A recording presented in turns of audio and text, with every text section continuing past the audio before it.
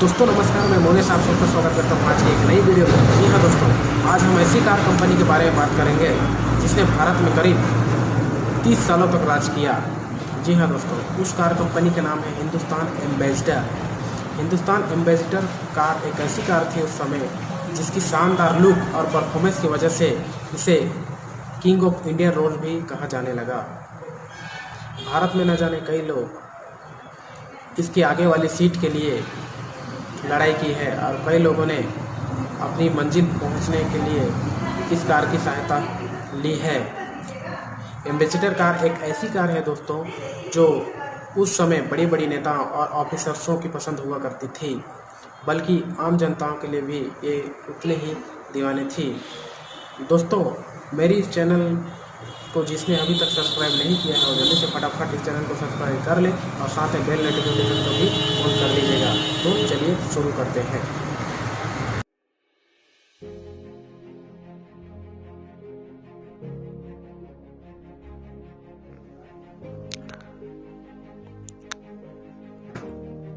दोस्तों, आज से करीब 62 साल पहले 1956 में हिंदुस्तान मोटर्स ने ब्रिटिश मोटर कॉरपोरेशन से उनके दो कार मोरिस ऑक्सफोर्ड सीरीज 1 और सीरीज 2 के कार बनाने का लाइसेंस ले लिया और अपनी कार हिंदुस्तान 10 और लेड मास्टर बनाई। और फिर मोरिस ऑक्सफोर्ड सीरीज 3 तर्ज पर 1958 में एम्बेसडर बनाई गई और उस समय के हिसाब से बहुत ही ज़बरदस्त था और इसमें मौजूद जगह भी काफ़ी थी। और इस कार को जिन्होंने डिज़ाइन किया था उनका नाम था अलेक इजिगोनिस और यह कार पूरी तरह से मेड इन इंडिया फील हुआ करती थी। दोस्तों, यह Hindustan motor limited Birla group का ही हिस्सा है जिसकी स्थापना 1942 में बीएम बिरला ने की थी।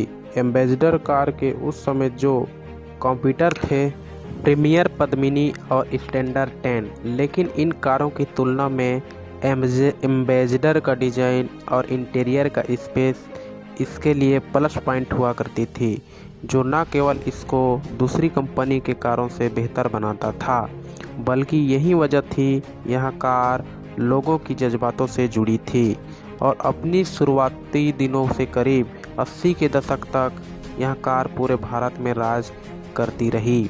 लेकिन अभी तक इस कार ने जितने ऊंचाइयों तक देखे थे वह अब समाप्त होने वाला था, क्योंकि भारत में सुजुकी अपनी कम कीमत वाली गाड़ी मारुति 800 1983 में लॉन्च कर दी थी, जो कि 1983 में करीब 53,000 रुपये में मिलता था।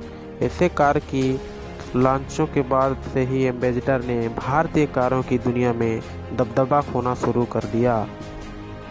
हालांकि 1992 में एम्बेसडर को फुल बोर मार्क 10 के नाम से यूके में बेचने की कोशिश की गई और इसमें कुछ बदलाव जैसे सीट बेल्ट और हीटर लगाए गए, जिससे कि यहाँ यूरोपियन सेफ्टी स्टैंडर्ड के रूप में जाने लगा, ज़्यादा पसंद नहीं किया गया।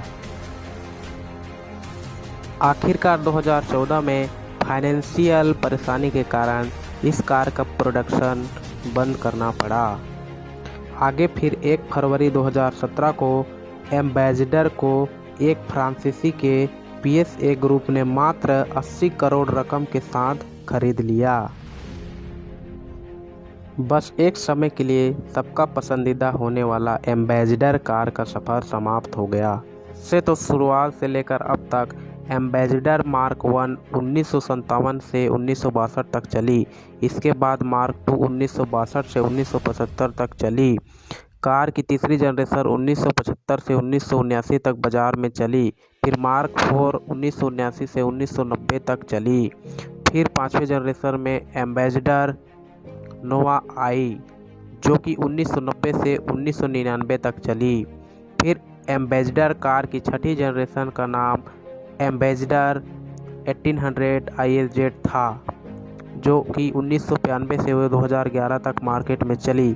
इसी बीच एम्बेसडर एविगो नाम से भी एक कार लॉन्च की गई थी, जिससे कि मार्केट में वापसी के लिए हिंदुस्तान मोटर्स ने स्ट्रैटेजी के तहत लॉन्च किया, लेकिन यह कार भी कंपनी को बचाने में नाकाम रही। फिर 2013 में एम्बेसडर का लास्ट मॉडल आया, जिसे एम्बेसडर एनकोर के नाम से जाना जाता था। यह कार BS4 मानकों पर आधारित थी, लेकिन इतने प्रयासों के बावजूद यह गाड़ी धीरे धीरे फ्लॉप होने लगी।